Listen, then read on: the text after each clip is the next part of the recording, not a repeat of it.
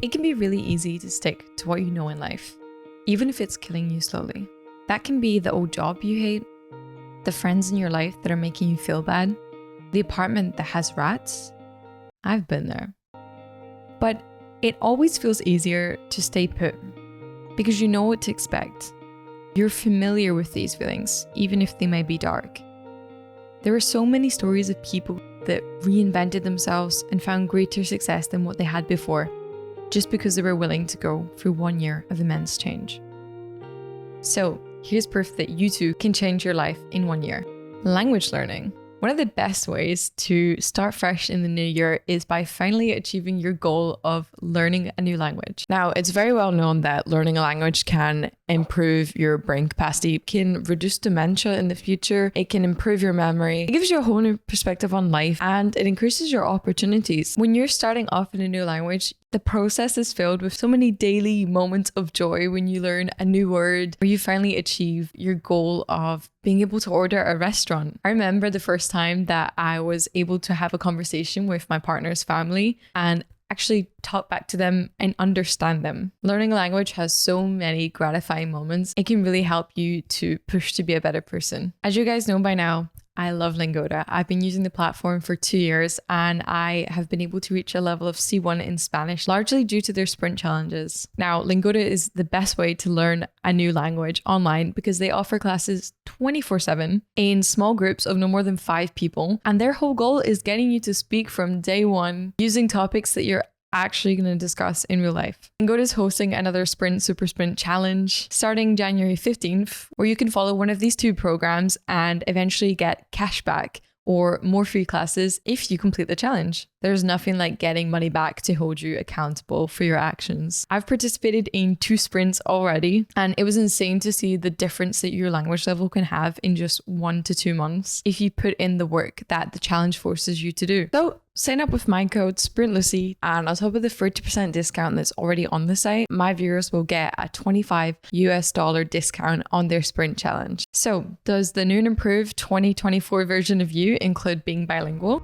Think big, act small. Now, let me give you a little analogy here that I just thought of. Imagine that this beautiful, large pine tree is your goal that you're wanting to achieve. And normally when people talk about their 5-year plan, they think of something big. They want to be a lawyer, but they haven't done the steps yet. They want to buy a house, but they haven't started saving yet. This tree trunk is your big plan. All of the roots around this tree is the thing that's actually gonna make your tree trunk stand. So when you're thinking about your 5-year plan, which is great and it's amazing to have one, you have to think about all the small actionable steps that you can take by signing up to law school, opening up a savings account, or starting investing, and make those your first goals. Don't start with something that's maybe unattainable in this moment. Start with the things that you can change. Rock bottom is the catalyst for a new beginning. What if I told you that one of the biggest podcasters in the world came from an unlikely background? Divorced parents, street fighting, illegal substances, barely graduating high school. It wasn't until being faced with the potential of jail after an aggravated house break-in where he decided to turn his life around. And what if I told you that this man is now a neurobiology professor at Stanford Medical School and doing weekly podcasts with the simple goal of making science free, accessible, and comprehensible for everyone. Every week, he uploads topics varying from women's health to the circadian rhythm and even the health benefits of heat and cold exposure. Yes, I'm talking about Andrew Huberman, face of the Huberman Lab podcast. This is a man that seems to have it all now. He has the health, the brain, the kindness, the power, and yet his youth did not lead him to the position he's in. I personally find Andrew Huberman's story so refreshing and so encouraging because it just shows that it's as easy as waking up one morning and deciding that you want your life to change. And that's what he talks about. That night where he came out of jail, he said, "I'm done being a loser and I want to make a difference." And I think this really goes into the topic of if you have the will to change, to understand that your life can be better than what it currently is, then it will get better if you put in the work. And kind of with his rock bottom, I really believe that failing is just a way to start fresh and try again with a clear mind. It's not a reason to give up, but it's a reason to rethink if this is your goal, and if it is, to try again and keep trying until you get what you want in life. Don't lose sight of your goal. Now, I have a Notion page and every year I try to rebrand, my main dream book, as I call it. And I've always put my 4 main goals of the year in the top center. So every time I click on the page, whether it be to study or to write a YouTube script, I'm reminded of what my 4 goals are. And I'm reminded of what I want my life to look like and the work that it's going to take to get there. Also, the gratification when you like tick that goal off or you make it green is really nice. I also think it's important to not be afraid to rejig that goal. Maybe you achieved that goal pretty early on in your year. Don't stop, keep going, like try to keep improving.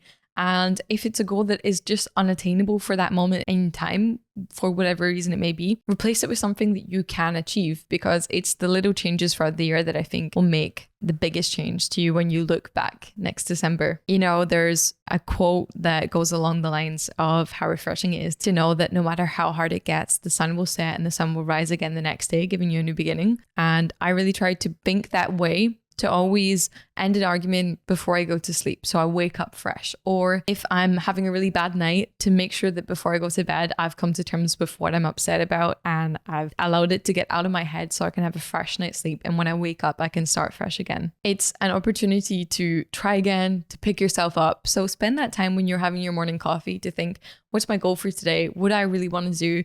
And am I in line with who I want to be in the future? Change something. Change anything.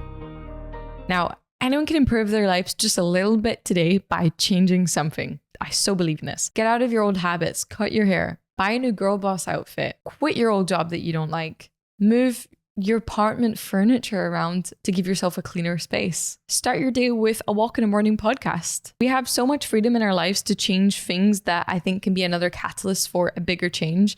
And yet we want to stay with what's comfortable because it's maybe something we're good at, or we have people that rely on us and we don't want to take that risk. And I understand it's scary to start fresh, but it's always going to be worth it. The fear of change is always easier than the future version of you saying, what if?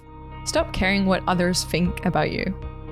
I believe that one of the best things I ever did was starting this YouTube channel, because I found so much emotional and professional growth throughout this experience. Whether it's something that I'm going to do for the rest of my life or not, I don't know. But this was a big change in my life that I was so scared to do, because I was so worried thinking about what people would think about me if I started a YouTube channel. I thought, are they going to think I'm cringe? Are people going to laugh at me?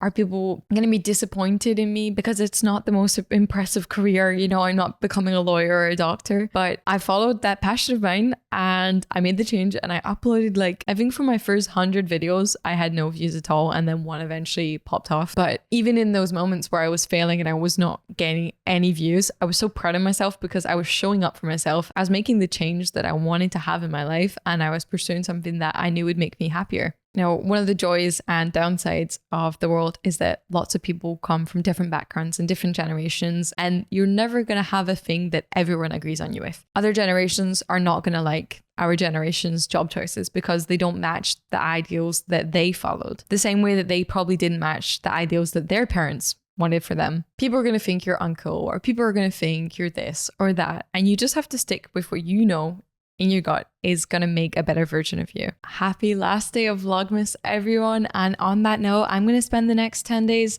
figuring out what I want 2024 to look like for me. And so I'm going to take a mini break from uploading for the time being, but I'll be back in January. Don't worry. And you can always rewatch all of my Vlogmas videos. I made a playlist of them if you want to spend your time off enjoying a bit of me.